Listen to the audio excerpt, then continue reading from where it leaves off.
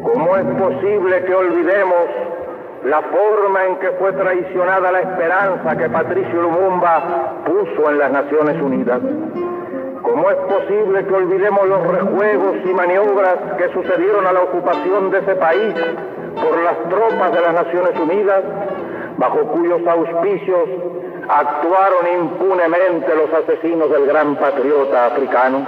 Como ustedes conocen, en 1961 fue asesinado el gran líder de África, Patricio Lumumba.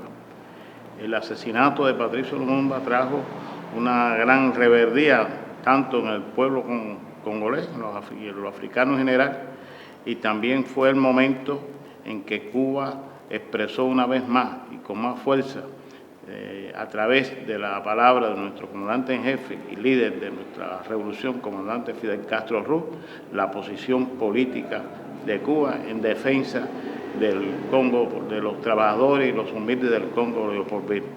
Coincide históricamente que hay un grupo de compañeros del Movimiento de Liberación del Congo que deciden tomar las armas para lograr expulsar de allí a Mobutu y toda aquella grupo de personas asesinas y criminales que habían sido parte de la muerte culpable del asesinato de Patricio Lumumba y del pueblo congolés. Es una situación política tensa y una situación económica muy tensa también en el Congo, y eso es lo que trae por consecuencia que el Movimiento de Liberación del Congo tome las armas para defender a su país y lograr la verdadera independencia.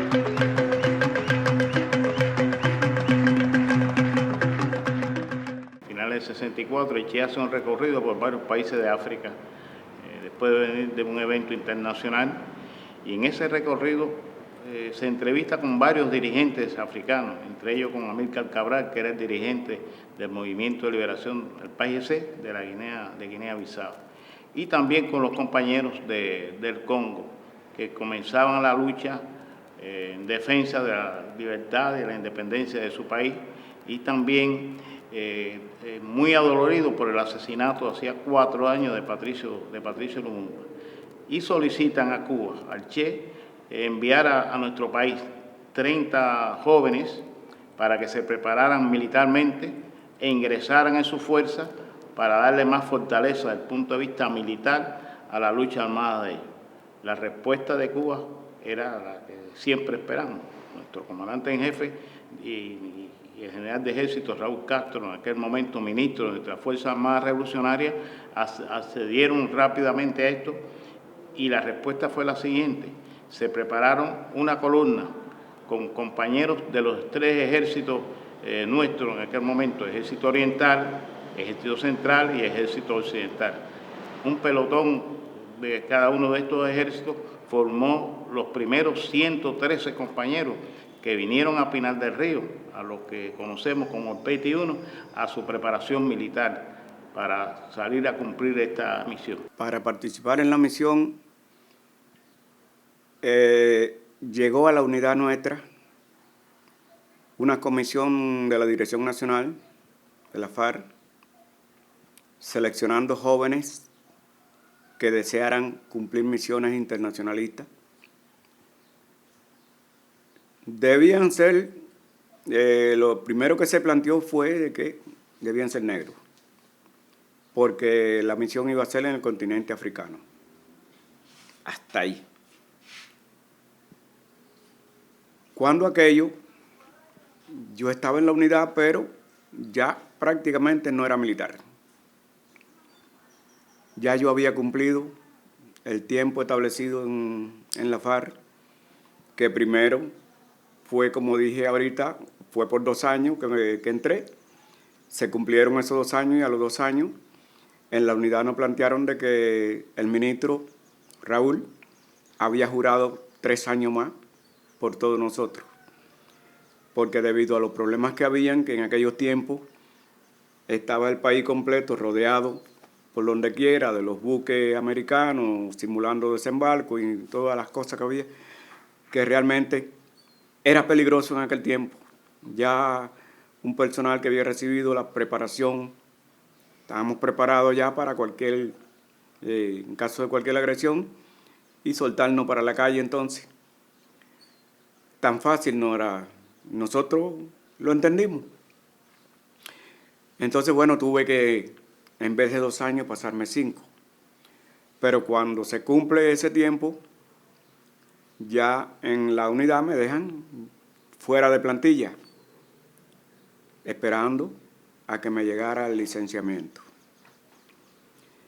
Cuando ya estoy esperando eso, llega esa comisión.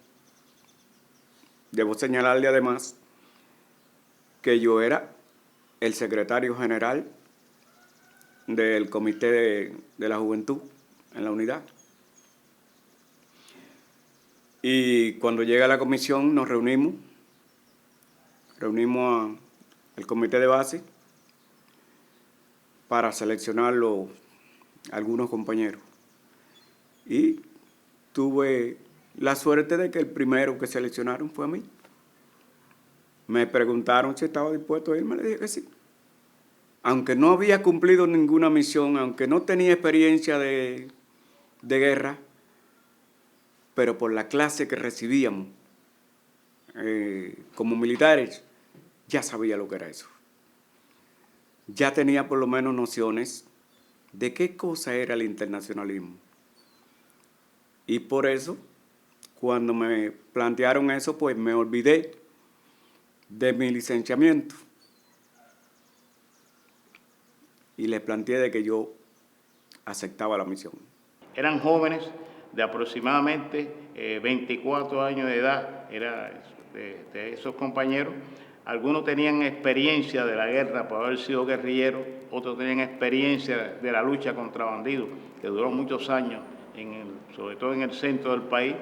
Otros tenían experiencia de ser combatientes de Playa Girón, otros tenían experiencia de la crisis de octubre, es decir, que estaban luchando en nuestro país en defensa de la revolución y vinieron a prepararse aquí, a formar esta columna, que podemos decir que fue la primera columna que se preparó para salir a cumplir esta misión en África. Después que nos seleccionan, permanecimos durante unos días en la unidad, varios días, hasta que nos avisaran, porque nos dijeron que nos avisarían después cuando nos iban a recoger. Después de unos cuantos días nos avisaron.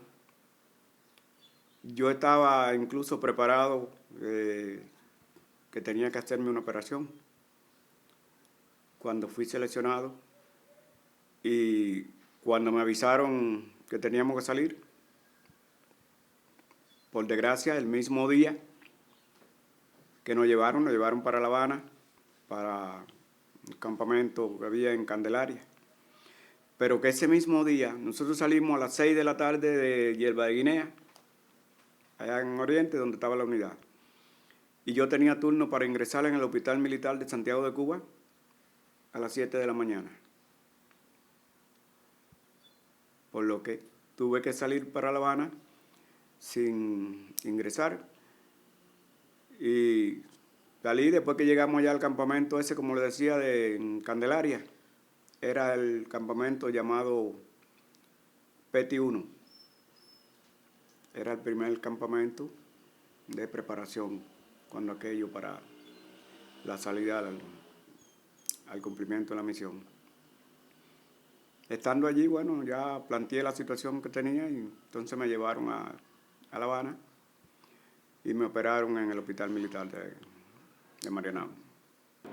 Y entre los problemas que tuvimos me dieron a mí la responsabilidad de formar esta columna en el Ejército Central y ser después el jefe ya aquí en Cuba de esta columna. De los problemas que teníamos era que cuando llegábamos a hablar con algunos de los combatientes y nos íbamos con ese combatiente, el resto de los que estaban ahí decía, yo quiero ir, ¿para dónde van esa gente? Yo quiero ir también. Drake se lo está llevando para algo, ¿para dónde van esos? Yo también quiero ir. Y aquello que era muy secreto, se mantuvo en secreto, pero realmente la gente sabía que pasaba algo. ¿Por qué?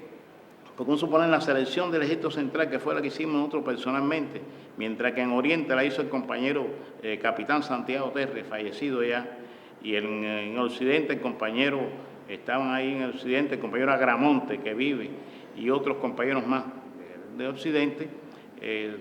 Llamamos a los compañeros que conocíamos. En la lucha tú conoces, y dice, el que corre más y el que corre menos, el que se asusta más y el que se asusta menos. Y habíamos tenido ya 4 o 5 años de estar con esos compañeros en la lucha contra bandidos, conocíamos. Y vamos a tocarle la puerta directamente. ¿Tú quieres? Decían, no, ya, monta. Entonces la gente decía, ¿y por qué se lo lleva Drake, que se lo lleva para algún lugar? ¿Y por qué a mí no me lleva? ¿Por qué se lleva solamente a los negros y a los blancos no? Eso creó realmente un problema en el grupo de compañeros, sobre todo en el LSB y creo que en el resto de las otras provincias. Así se formó esta primera columna que atendió personalmente nuestro comandante en jefe y otro grupo de compañeros, pero que siempre estuvo al tanto de la atención de esto. Y algo fundamental que hay que decir que era totalmente voluntario. El que no quisiera ir no iba y no le pasaba nada. Continuaba con su grado, continuaba con su trabajo, lo que por supuesto se guardaba la discreción necesaria. Nos hicimos la idea, ninguno teníamos seguridad. Nos hicimos la idea por la conversación que tuvo el comandante en jefe con nosotros en la despedida de que sería el Che. Porque él nos dijo que nos íbamos a poner muy contentos cuando llegáramos allá y viéramos quién era el que nos iba a dirigir. Pero hasta ahí. No nos dijo más nada. Ahora, nosotros como ya sabíamos que hacía poco tiempo que el Che había salido del país, la mayoría teníamos ya la idea, casi la seguridad, de que sería él. Pero eso vinimos a desengañarnos ya en el momento que llegamos allá. Así se forma la columna del Che Guevara, que ellos no sabían, por supuesto, tampoco, ni yo iba a ser el Che Guevara, el jefe de esa columna. Allí recibíamos preparación política, preparación militar, ideológica, y sobre todo teníamos que prepararnos también en el idioma. El comandante en jefe iba toda la semana al campamento donde estábamos nosotros. Se reunía con nosotros, se sentaba en cualquier lugar donde estábamos en la hierba, que se iba dando clases, él se sentaba ahí en el medio y nosotros le hacíamos un círculo y ahí empezábamos a conversar. Eso era toda la semana, hablándonos, haciéndonos historia de la guerra, que bueno, esto, ustedes deben imaginarse una persona como él, la experiencia que tiene en todo. Él nos empezó a preparar para que cuando llegáramos allá ya no fuéramos sorprendidos por nada.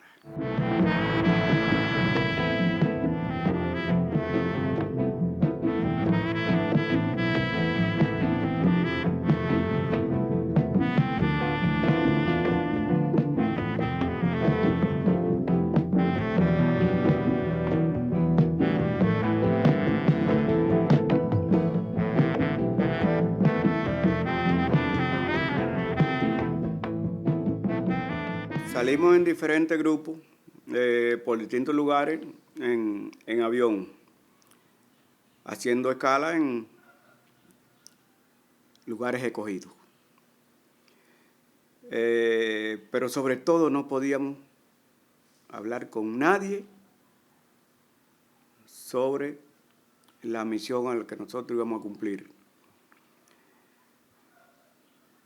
Precisamente por eso, la salida de nosotros fue con pasaporte de diplomático.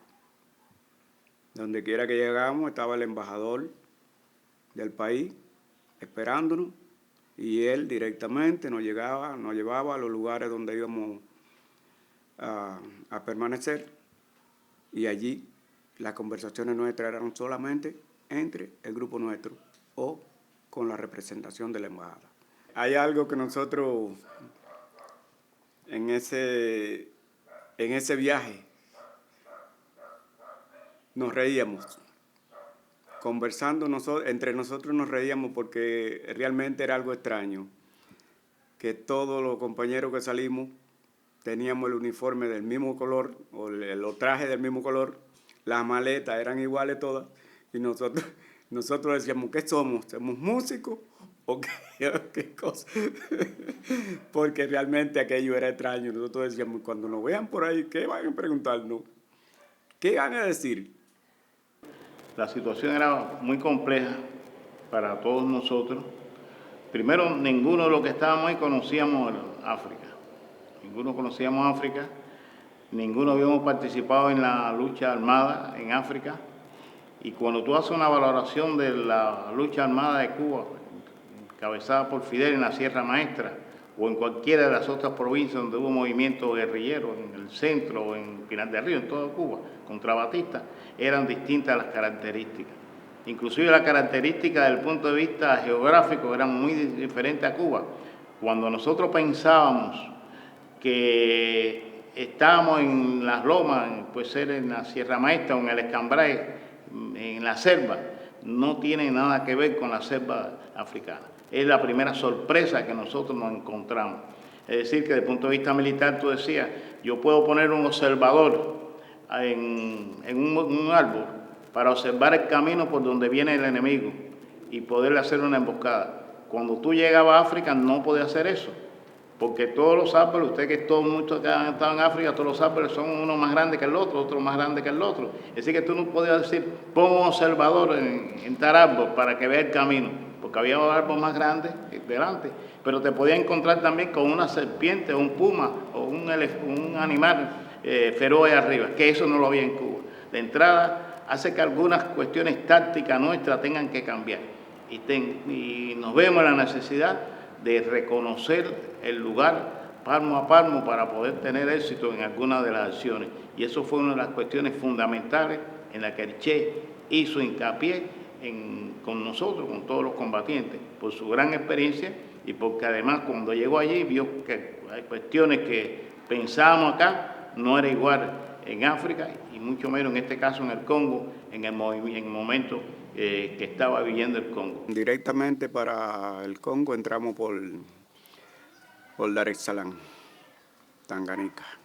Llegamos a Dar es Salaam, allí nos empezaron a concentrar hasta que nos formaron ya un grupo mayor para luego entonces embarcar en las lanchas que tripulaba el capitán Lawton para el otro lado del lago, que era donde estaba, allá en el Congo, que estaba el Che esperándolo. Al llegar nosotros allí, la impresión fue bastante grande porque uno siempre está pensando de cómo serán las cosas, pero después que usted llega, que ya usted vio físicamente la realidad de la cosa, bueno, siempre le causa impresión, porque no es lo mismo estar en Cuba que tal en cualquier país de eso, lejísimo por allá. Y aquello allí generalmente es montaña, todo completo. Todo el área donde nosotros estábamos era montaña. Desde la misma orilla del lago hasta allá cuando penetramos por todos los montes aquellos, eso, allí no se ve un llano para nada. Todo es montaña. Y bueno, llegamos allí, el Che tenía su campamento al lado del lago, nos recibió, tuvimos unos días ahí en el lago y después bueno, prepararnos para partir hacia el campamento principal. Bueno, en el caso mío tuve que pasarme unos cuantos días más, porque yo me enfermé el mismo día que llegué allí. Entonces tuve que esperar a recuperarme y después que me recuperé ya, unos cuantos días después, fueron unos compañeros que venían del campamento principal a buscar avituallamiento al campamento donde estaba el Che, y entonces yo hablé con el Che para que me dejara ir. Él incluso tuve hasta que cruzar algunas palabritas, no de discusión, no discutimos en sí, pero bueno, tuve que recalcarle 2 o 3 veces para que me dejara ir porque él no quería. Porque él me decía que no, que yo no podía hacer la caminata esa porque estaba muy débil todavía. Me pasé muchos días con que me cogió el paludismo. El mismo día que llegué me bañé en un río que había, qué sé yo, y me cogió el paludismo. Y ahí estuve, bueno, yo estuve durante 11 días en cama, lo que pudiéramos llamarle cama, que era eso que hacíamos con hierba y palo ahí en el monte. Pero fueron 11 días que estuve enfermo con paludismo. Y bueno, después que ya llevaba como 6 o 7 días recuperándome, yo vi a los compañeros que fueron y me embullé a irme con ellos. Y él no quería. Hasta que bueno, yo empecé a insistir. Y ya por último me dijo, dice, bueno, fíjese, usted se va a ir. Usted quiere irse, usted se va a ir. Pero sepa bien una cosa. Los compañeros no le pueden ayudar porque ellos van cargados. El camino es largo y difícil. Y no se puede quedar por el camino porque si se queda se lo comen los animales. Así que piénselo bien. Pero los muchachos me hacían señas que sí. Y bueno, al fin me fui. Me ayudaron un poco con el equipaje, que sí, y llegué. No pasó nada. Las tareas de nosotros allí eran acciones de sabotaje. Nos dedicamos a bajar al llano a lo que era las voladuras de tendido eléctrico, de emboscada en los carros militares y esas cosas. Eso eran las cosas fundamentales que realizábamos cuando aquello.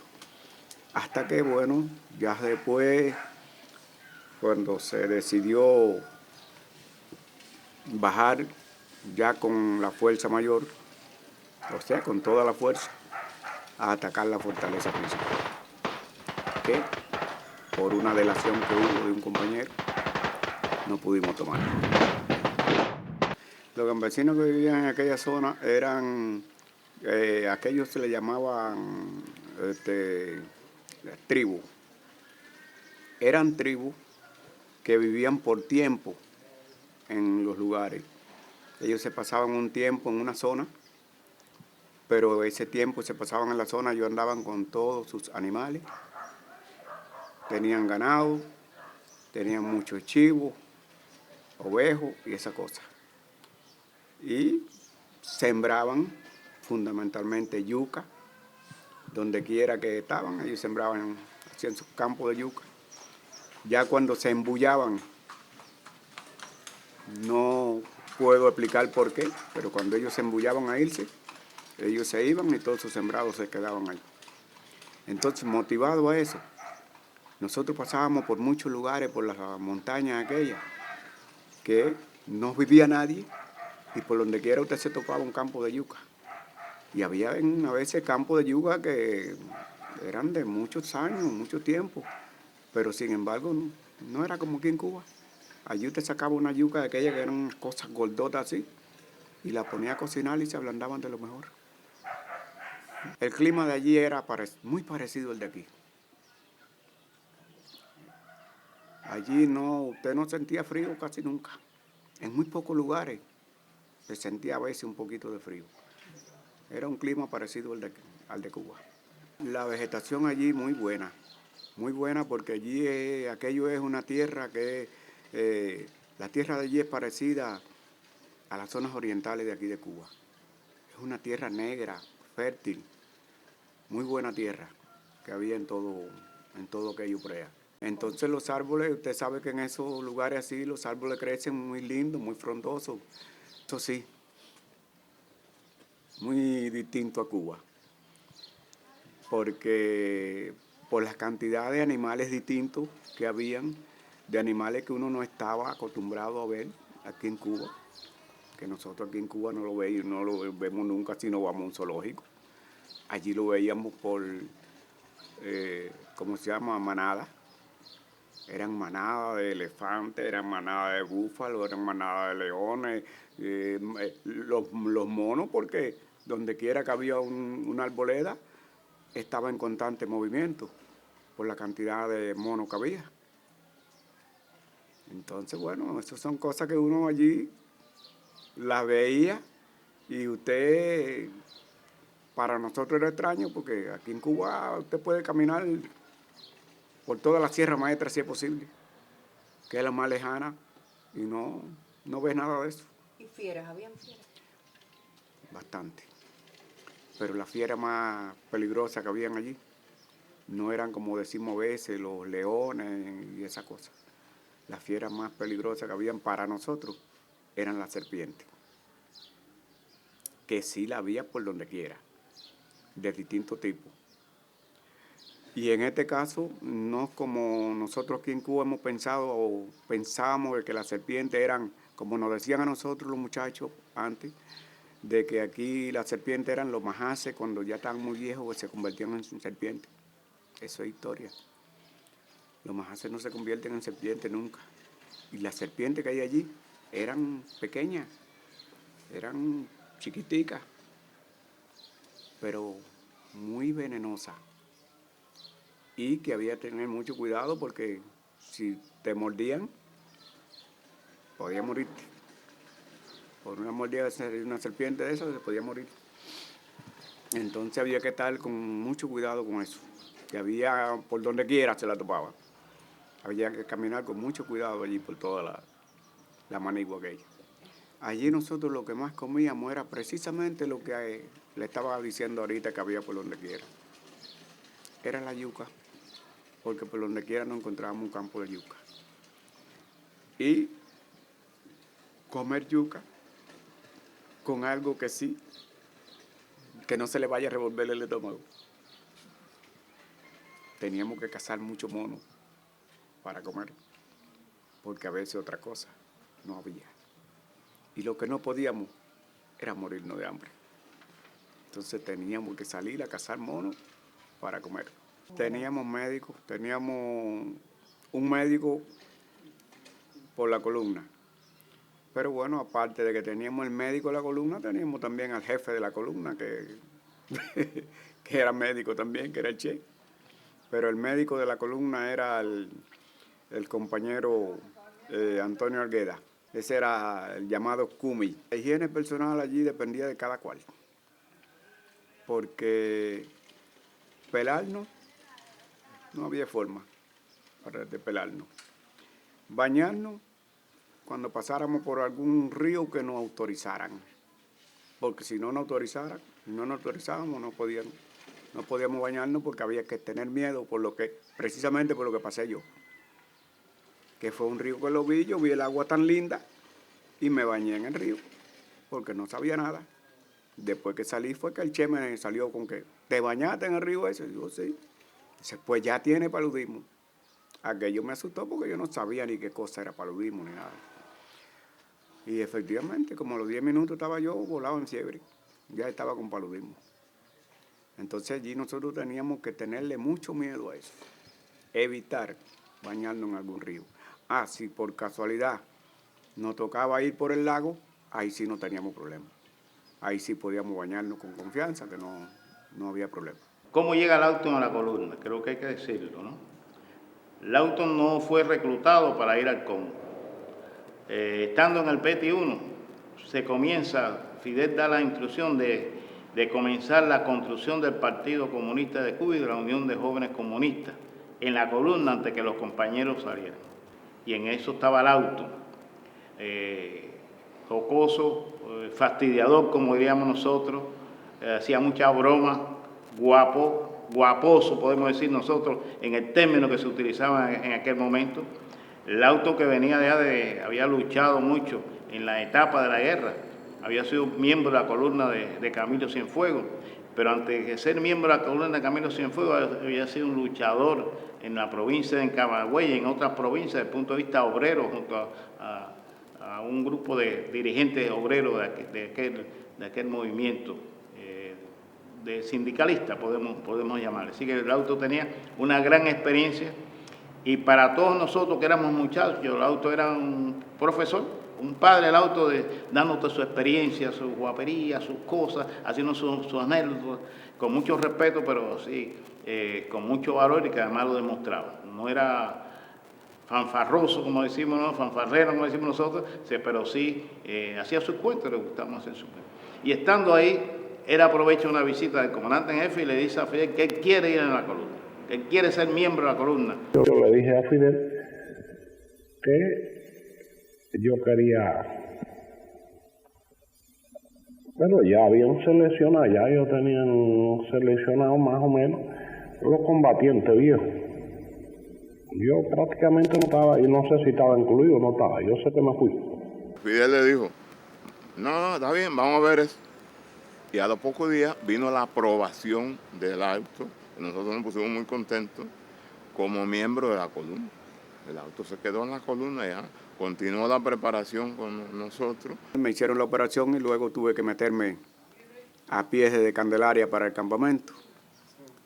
Un espacio de 7 kilómetros que tuve que caminar. Cuando llegué al campamento estaba Lauton. Estaban jugando pelota y Lauton fue el primero que corrió y me cargó para llegar hasta el campamento, que habían unos 400 metros más o menos de la puerta principal al campamento. Allí en el campamento, por lo menos los que eran más jóvenes, como yo en este caso, que era uno de los prácticamente más jóvenes que habían, nos admiraba ver a Lauton, oírlo hablar y sobre todo ver cómo él se relacionaba con Fidel cuando Fidel entraba allí. Cómo él hablaba con Fidel como si estuviera hablando con cualquier otra gente de la calle.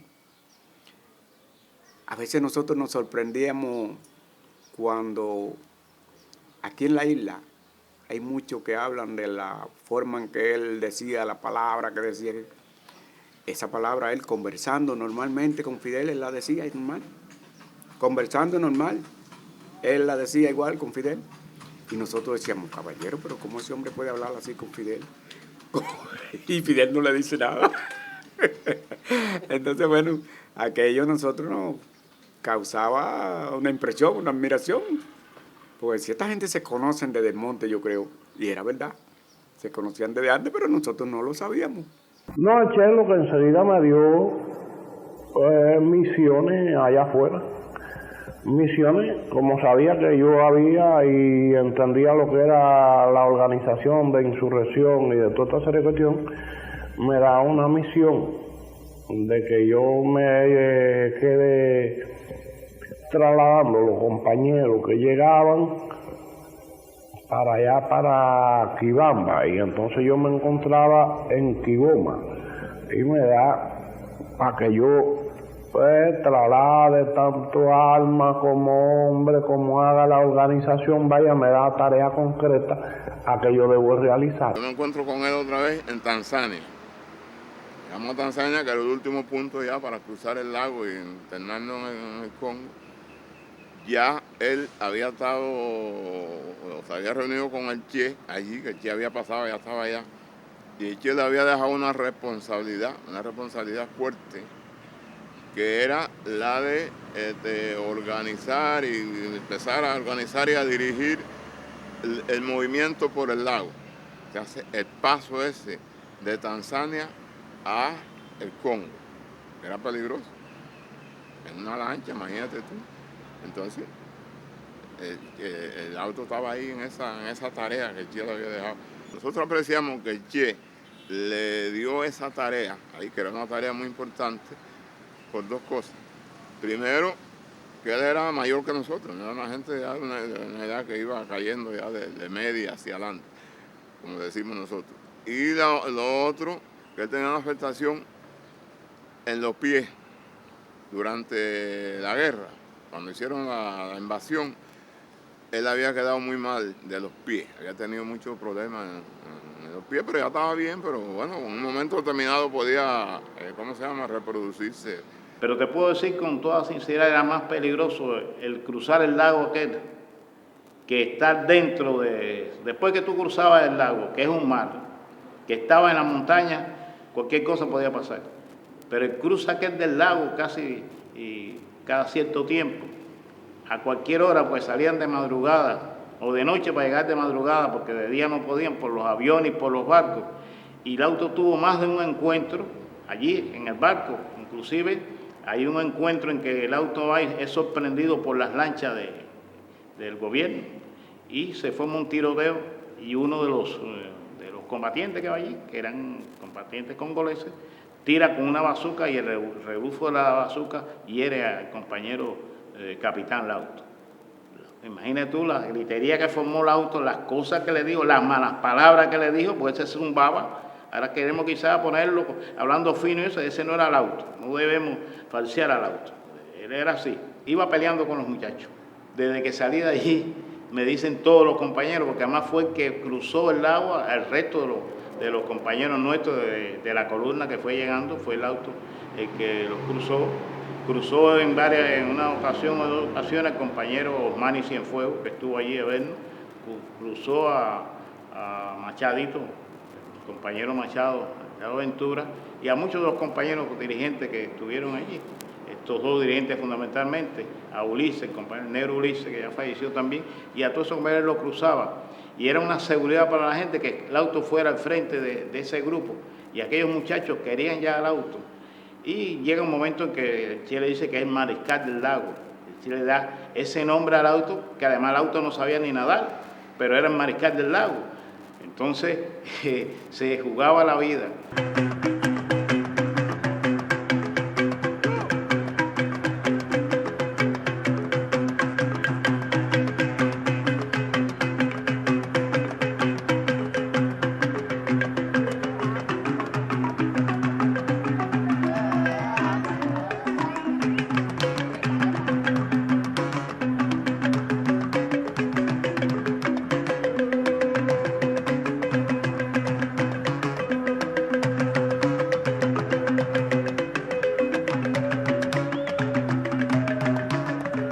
Cuando salimos, tuvimos que salir en zafarrancho de combate, como se dice, porque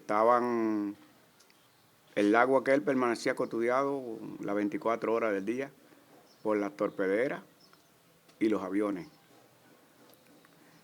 Entonces, para atravesar el lago teníamos que hacerlo siempre de noche y con luces apagadas. El día que, cuando se recibió la orden de salida, en el campamento donde estábamos, nos rodearon el campamento. Una columna de mercenarios que ya habían entrado allí. Nos rodearon el campamento y tuvimos que salir, gracias en este caso a la sabiduría del Che, la táctica del Che, logramos salir sin que tuviéramos ninguna pérdida. Escapamos del cerco y entonces empezamos a caminar hasta llegar a la orilla del lago. La causa esencial, fundamental de la salida del Congo fue una decisión, como explicábamos anteriormente, del Movimiento de Liberación del Congo y de algunos países amigos, compañeros, hermanos nuestros, que apoyaban el movimiento y que decidieron que era mejor resolver los problemas entre los africanos y que los compañeros que no fueran de ese país, de ese continente en este caso, se retiraran de eso. Eso fue fue la causa fundamental. Porque hay que decir también que no hubo nunca división entre los congoleses y los cubanos. Teníamos criterios diferentes en algunas cuestiones, realmente, porque no era igual la característica. Si aquí somos nosotros mismos y tenemos diferencias, las manos tienen 5 dedos y son hermanos porque nacieron el mismo día y todos los 5 no son iguales. Y cada uno de los 5 tiene una misión concreta que cumplir. Y allí son nuestros hermanos, que tenemos que decir esto también. porque junto con los 6 compañeros cubanos que murieron combatiendo allí en el Congo, murieron también un grupo de compañeros luchando junto con nosotros, congoleses y ruandeses que también estaban allí. Y creo que es importante hablar de la característica de Che como jefe, que fue un maestro. Algunos teóricos de las guerras hablan de por qué Che no ganó la guerra en el Congo. Primeramente, Che no era el jefe de la guerra en el Congo, eso hay que dejarlo claro. El Che estaba en el Congo subordinado a una táctica, a una estrategia del Movimiento de Liberación del Congo, que tienen su forma. El Che no logró en el Congo lo que se había logrado en Cuba, en el Escambray, suponer, cuando el Che llegó a las villas, logró la unificación de todos los verdaderos revolucionarios en las provincias de las villas, se unieron al Che. Cada uno seguían con su brazalete del directorio, del 26, del partido, pero seguían a una sola línea de combate, la línea que traía el Che, que era la línea que había indicado nuestro comandante jefe Fidel Castro. Pero allí no se podía hacer eso, porque ahí ese es nuestro país, tú no puedes llegar a tanto. Y eso fue una de estas situaciones, pero no nos fuimos ahí por discrepancia con los congoleses. Eso no es cierto, algunos periódicos, alguna gente fuera del país han dicho eso no es verdad. Nos fuimos ahí porque nos dijeron que no fuéramos y no podíamos quedarnos. Si hubiésemos estado peleando en Santiago de Cuba nos quedamos, o si estuviésemos en el Escambray nos quedamos, pero no estamos en el Congo y ellos deciden que se retiren las tropas. Y el Che, doliéndole mucho, amargamente decide la retirada, después, por supuesto, de consultar e informar la situación real. Y nuestro comandante jefe, como siempre, dijo, no pierdan hombres, no se inmolen de esa forma, combatan hasta que sea necesario y hay que aceptar lo que decida el Movimiento de Liberación. Y eso ha sido la característica de la lucha de los internacionalistas cubanos en África y en cualquier parte del mundo. Como la muerte anda en secreto. Quisiera dejar aquí los nombres de aquellos compañeros en los cuales sentí siempre que me podía apoyar por sus condiciones personales, su fe en la revolución y la decisión de cumplir con su deber, pasara lo que pasara. Moya, Envili, Pombo, Asi, Mafu, Tumaini, Ichirini, Tiza, Alau, Kwasiri, Agano, Hukumu, Ami, Singida, Amia, Angalia, Badala, Mustafa, los médicos Kumi, Fisi, Morogoro y Kusulu, y el inefable almirante Changa, dueño y señor del lago.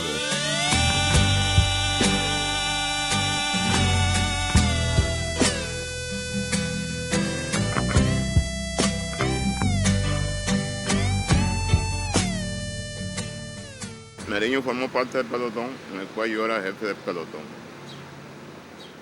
Hicimos el traslado para acá, a La Habana, aquí para Pinar del Río, con el gerente Piti, y se inició la preparación de la columna. Ahí es que yo conozco a Meriño durante todo el proceso de preparación.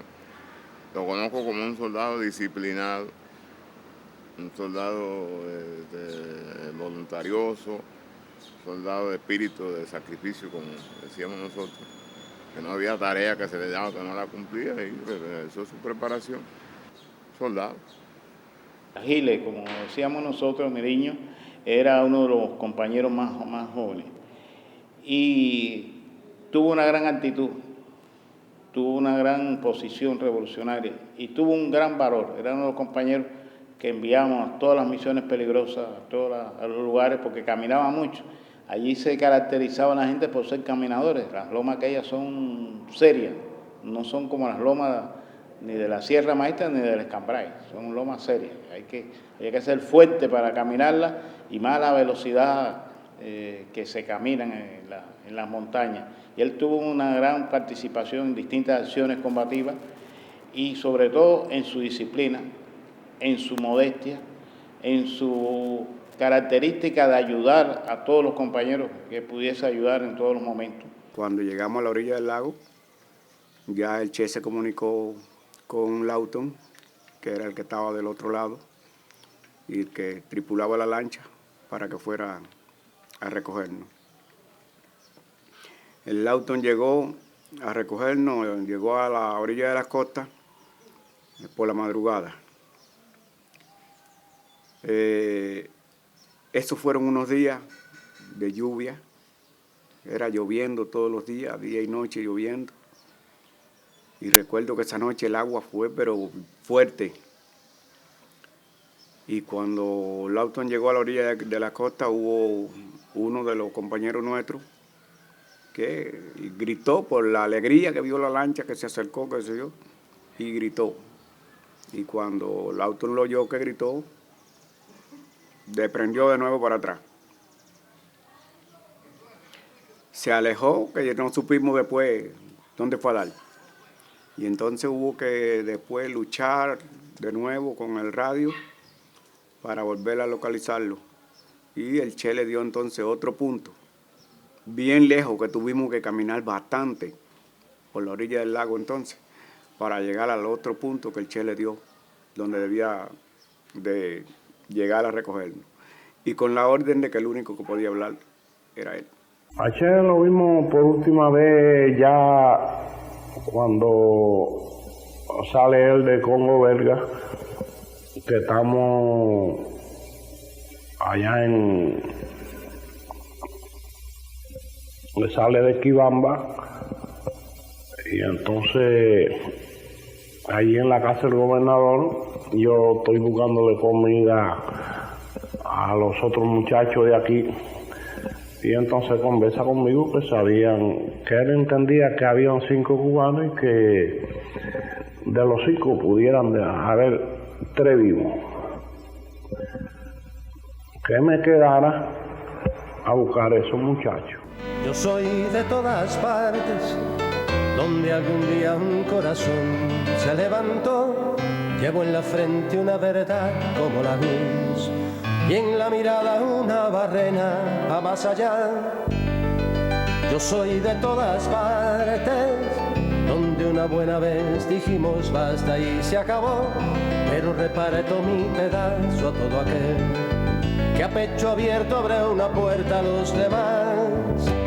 Yo soy de los que vamos rompiendo montecueros en el puño un corazón. Soy de los que vamos haciendo el primer carro donde monte el porvenir. Soy de los que vamos rompiendo montecueros en el puño un corazón. Soy de los que vamos haciendo el primer carro donde monte. Políticamente te puedo decir que ha habido una gran lucha por lograr la unidad de los africanos. Eso ha sido una posición de nuestra asociación de amistad, lograr la unidad de todos los africanos. Y las relaciones en sentido general, políticamente podemos decir que la presencia nuestra, lo que el Che en su autoacusación, de la cual él no es responsable, se hace, no fue realmente una derrota para nosotros. De ahí salieron las experiencias de muchos compañeros. Muchos de aquellos compañeros que combatieron ahí en el Congo, o en este Congo, o en el otro Congo, después tuvieron en otros lugares de África, incluyendo Angola, Etiopía, Guinea-Bissau, etcétera, etcétera. Es decir, que de ahí nos ayudó a formarnos, no digo políticamente ni ideológicamente, nos reforzó política e ideológicamente, y nos reforzó desde el punto de vista de los conocimientos militares y sobre todo de conocer algo a los africanos. Fue una gran experiencia para la Revolución Cubana y puedo decir para la Fuerza Armada Revolucionaria de Cuba y para los movimientos de liberación. Fue una gran experiencia la presencia de Cuba allí, de los combatientes cubanos, de los combatientes ruandeses, congoleses que estaban allí. Que hace también 50 años perdimos 6 compañeros allí, que tenemos que rendirle homenaje a esos compañeros. Es importante decir que se mantuvo el secreto y cuando se publicó a los 20 años fue cuando se habló de esto. Que la familia de nuestros compañeros de la columna fueron discretas. Yo digo, siempre digo, o no lo sabían, y si lo sabían, se callaron con una gran discreción y aguantaron allí aquellas madres, aquellos padres, aquellos hijos, aguantaron el secreto durante 20 años en que se reúne esa columna y que nuestro general de ejército le habla a las dos columnas. Creo que fue una actitud de gran prestigio para Cuba y fue una actitud de firmeza y fidelidad a Fidel. Porque recuerda que cuando se dio, los días antes de salir, el comandante en jefe decide darle pase a la columna. Ya los compañeros sabían que iban a una misión a África, no sabían que iba el Che, porque ni yo lo sabía en ese momento todavía. Decide darle el pase. Había criterios diferentes entre distintos compañeros, si le damos el pase, y si hablan, y si no hablan. Todo el mundo sabía que la gente no se iba a quedar para no ir, porque lo que sí estaba claro para todo el mundo era la posición de todos que querían ir a combatir. Pero que sí había la duda de que si hablaban, si se lo decían a la novia, a la mujer, se despedían, no sé, y había una indiscreción, ¿no? Que la gente dijera algo indiscreto y se enteraba del enemigo.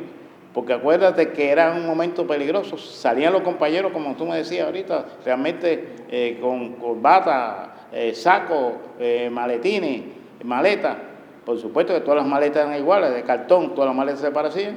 Imagínate tú en París, 5 negros parados en una esquina, allí en el aeropuerto de París sin saber para dónde van, no hablaban ni inglés, ni francés, ni alemán, ni un caramba. Entonces, era una situación difícil trasladarla a esa gran cantidad de compañeros. Creo que los compañeros de nuestro comandante en jefe, Raúl, y el compañero, podemos decirlo también, Osmani Cienfuegos, de verdad que jugaron, igual que el compañero Piñeiro, jugaron un gran papel en aquel momento. Por eso yo creo que una de las cosas que más les duele a los yanquis es saber que el Che le pasó por las narices, que el Che estuvo casi en sus manos y no lo pudieron descubrir, que un grupo de negros sin zapatos, como decían ellos, de negros ripiados, como decían ellos, le pasaron por las narices y no lo descubrieron. Eso ellos no lo pueden olvidar jamás, aunque no sean capaces, aunque les falte el valor para decirlo a la CIA, no puedo olvidar eso jamás.